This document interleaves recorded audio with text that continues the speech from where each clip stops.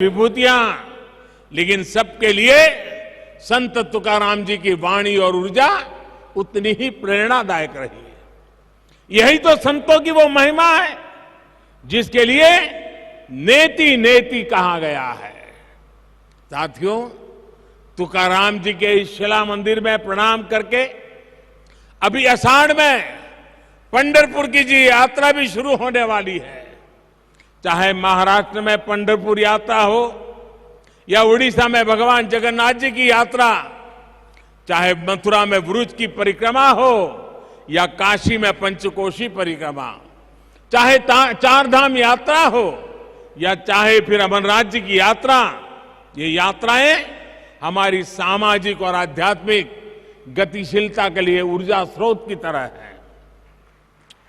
इन यात्राओं के जरिए हमारे संतों ने एक भारत श्रेष्ठ भारत की भावना को जीवंत रखा है।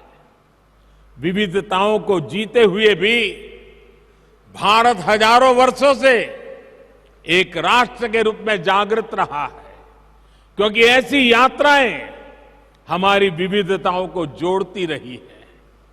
भाइयों और बहनों, हमारी राष्ट्रीय एकता को मजबूत करने के लिए आज ये हमारा दायित्व है कि हम अपनी प्राचीन पहचान और परंपराओं को चैतन्य रखें।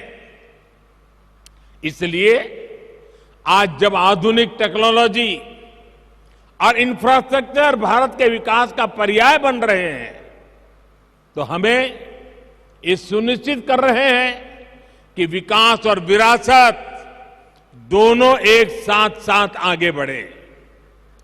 आज पंढरपुर पालकी मार्ग का आधुनिकीकरण हो तो चार धाम यात्रा के लिए भी नए हाईवे बन रहे हैं। आज अयोध्या में भव्य राम मंदिर भी बन रहा है।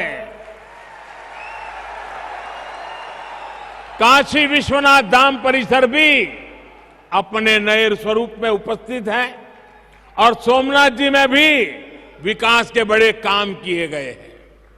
पूरे देश में प्रसाद योजना के तहत तीर्थ स्थानों और पर्यटन स्थलों का विकास किया जा रहा है। महर्षि वाल्मीकि जी ने रामायण में भगवान राम से जुड़े जिन स्थलों का जिक्र किया है, रामायण सर्किट के रूप में उनका भी विकास किया जा रहा है। इन 8 वर्षों में बाबा साहब आंबेडकर के पंच तीर्थों का भी विकास हुआ है।